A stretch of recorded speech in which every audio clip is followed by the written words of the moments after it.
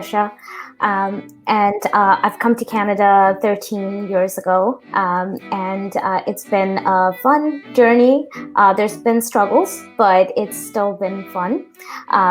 I am currently at Humber College, and I'm doing my bachelor's in international development. And I'm actually a volunteer with International Development Institute. We work to promote sustainable development goals within the community. And I hope to be able to share some of my insights today.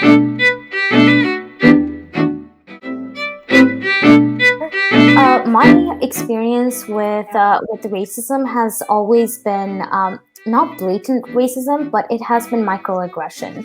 So I've faced it in many different platforms. I remember going out with a group of my classmates. We were doing a group project, and they sat there making fun of another group. I was the only brown girl to be in the group, and they were making fun of these Indian guys who were sitting at the next table and talking about how they were eating with their fingers and how it's unhygienic. And to me, it really hit me at that point. And I remember the other girls kind of like giving her the eye, and she was like, and like kind of staring at me, and she just kind of looked at me and she was like, "Oh, Aritra doesn't count. Tesha doesn't count. She's been too whitewashed."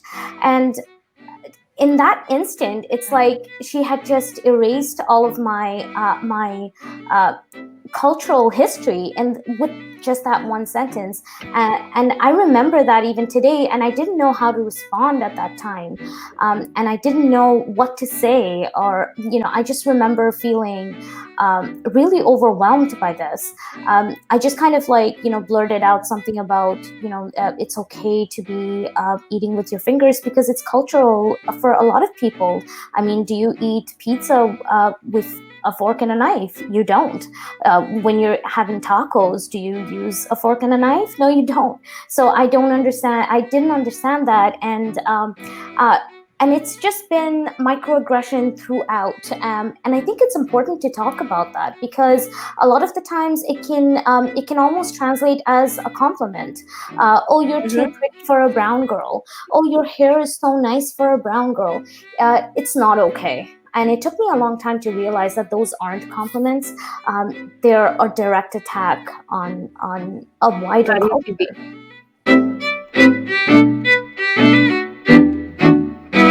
And I think a lot of the times you're right.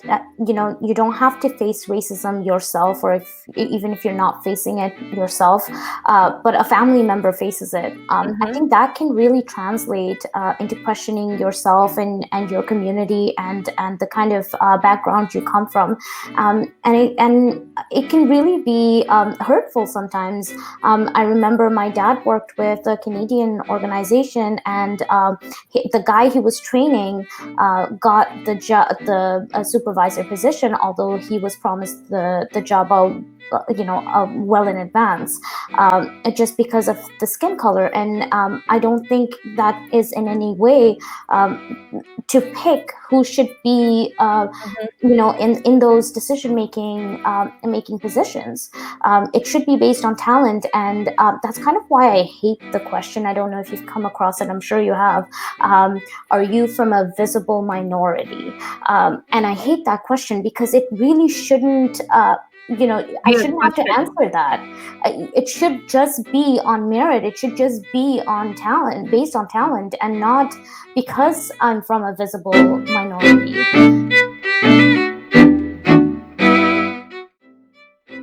I think you brought up a good point about having to deal with these right away as they come to you. The reason is because and a lot of the times we experience it in different ways. I could be hearing it but not realizing that it's happening right then and there. But somebody else stepping in for me and saying that, taking that stand is important. And at the same time, it's also important to amplify our voices. I mean, social media is at our fingertips now. now. Let's use it wisely. Let's talk about these problems. Let's not shy away from them anymore, because it's important to raise those questions. And if those questions make people feel uncomfortable and see the problem in them, then it's even more worthwhile to continue with that discussion, to continue talking about these problems and how we can change them. And just going down this road where I know we've got our own unique struggles, but we've also got these unique lenses because we have a rich cultural background that we come from, that's been taught to us from our parents, and that's been taught to them through their parents, and it goes a long way. But at the same time, we have this unique window to our ability to be in a cultural setup where we're exposed to a lot of different cultures and people of different subcultures. So to be able to take away certain things from them, and hybrid them and make it our own, and really amplify that message. I think it's important that we take into consideration our mental health, and that is I find that's a huge lack just in general, let alone the immigrant community. It's important to talk about it. It's important to have access to those supports. There needs to be help for and it's not just going to a guidance counselor or to your family doctor. There needs to be more appropriate, culturally appropriate help designed to help navigate these struggles, because it really can be bottled up, and it can affect you for the rest of your life. And like Max said, in a lot of decisions that you make, or what kind of what kind of person you become, and what your personal identity is, and you start to question those. You start to question people around you, people from your background, people who look like you, and it can really hurt not just you, but people around you, your community, the youth, who your younger brothers or sisters, your cousins. They're all affected by this, and it can really translate to much larger consequences later on. So we need support at the health level. We need support when it comes to mental health, and to identify those, go for those help, and someone to listen to these problems, no matter how minute they might be. It's important to address those.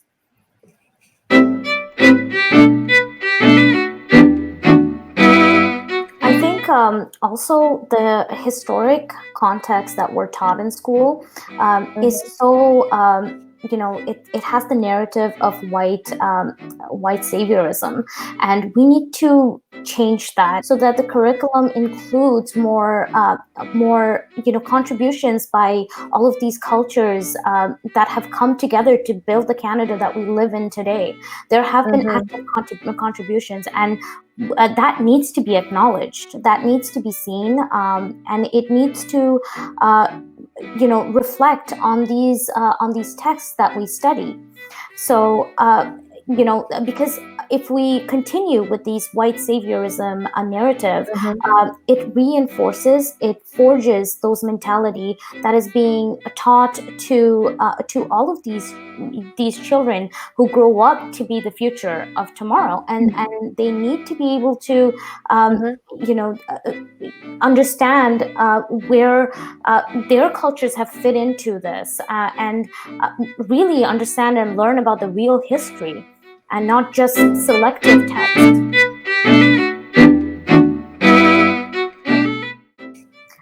I think, and I've mentioned this before, social media is kind of our current, way to get the word out. So I see a lot of people post things that are hurtful to other people, to other cultures. Let's just consciously make that decision to stop posting certain stuff that would hurt other communities. During COVID, there were some generalized comments and some stereotypical comments that came out. Mhm. Let's stop doing that and actually, like, talk about change. And you could do that just by talking. So get the word around. Let's post stuff that would reflect and change in the future. So that's my kind of 2 cents.